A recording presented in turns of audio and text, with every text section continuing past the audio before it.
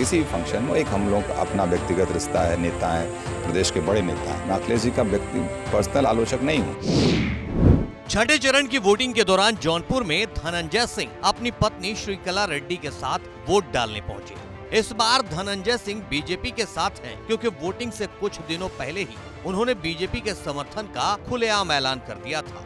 चर्चा तो ये भी है कि धनंजय सिंह की पत्नी श्रीकला रेड्डी जल्द ही बीजेपी में शामिल हो सकती हैं।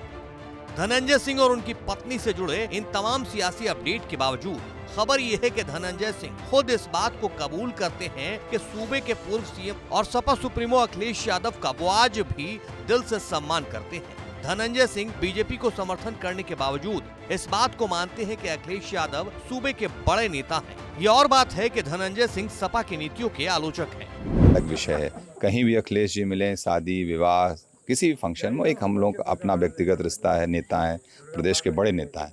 वो एक सामान्य सी प्रक्रिया, शिष्टाचार, एक दूसरे से मिलना जुलना, वो तो एक रहना भी चाहिए समाज में। राजनीति हम लोग आलोचना करते हैं तो विचारों की करते हैं, नीतियों की। समाजवादी पार्टी के हम विचारों और नीतियों का आलोचना। मैं अखिलेश जी का पर्सनल आलोचक नहीं हूँ, लेकिन उनकी पार्टियों की नीतियों का आलोचक हूँ।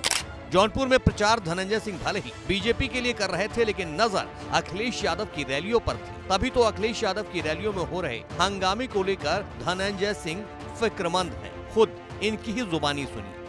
आप देखें जिस तरीके से तमाम कार्यक्रम हो रहे हैं उनके पॉलिटिकल, जिस तरीके से कार्यकर्ता एकदम उद्दंडता कर देते हैं, तो उस पर अनुशासन लगाने की आवश्यकता है। इससे बड़ा नुकसान होता है उनको। पति पत्नी दोनों एक साथ मौजूद थे, लेकिन उम्मीदवार कोई नहीं था, बल्कि सामान्य वोटर बनकर आए थे। तो एक बार फिर टिकट कटने वाला सवाल होना लाजमी था। सुनिए धनंजय सिंह और उनकी पत्नी दोनों ने ही क्या जवाब दिया। कभी आप अपने लिए वोट मांगते, आज साथ में दोनों दंपति हैं और दूसरे के लिए वोट मांग रहे हैं। दूसरे के लिए नहीं वोट मांग रहे हैं, देश हित के लिए, मोदी जी के सशक्त नेतृत्व के लिए देश में वोट मांग रहे हैं। देश में डेवलपमेंट के लिए वोट मांग, इंफ्रास्ट्रक्चर देखिए, कहने को जो भी है, विपक्ष आज के देश में, हिंदुस्तान में विपक्ष की दोनों भूमिका होनी चाहिए। विपक्ष को सकारात्मक भूमिका अदा करने की, जो जहाँ पे गलत है, सरकारी फैसले गलत, उसकी आलोचना करिए। जहाँ फैसले सही हैं, राष्ट्रीय महत्व के जो फैसले होते हैं, उस पर खड़े भी होना सीखे विपक्ष, तो एक बेहतर लोकतंत्र होगा। आप वोट कर चुकी हैं, लेकिन वो दुख कैसे आप उसको पूरा करेंगे?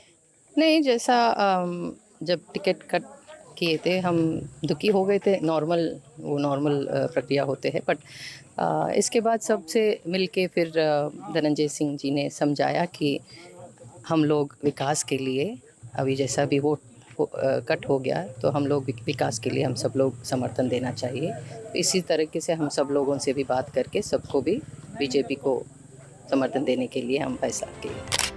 बता दें कि यूपी की जिन 14 सीटों पर छठे चरण में शनिवार को मतदान हो रहे हैं, उसमें बाहुबली धनंजय सिंह के प्रभाव वाली जौनपुर भी शामिल है। जौनपुर में भाजपा से कृपा शंकर सिंह, इंडिया गठबंधन से बाबू सिंह कुशवाहा, बसपा से श्याम सिंह यादव चुनावी मैदान में हैं।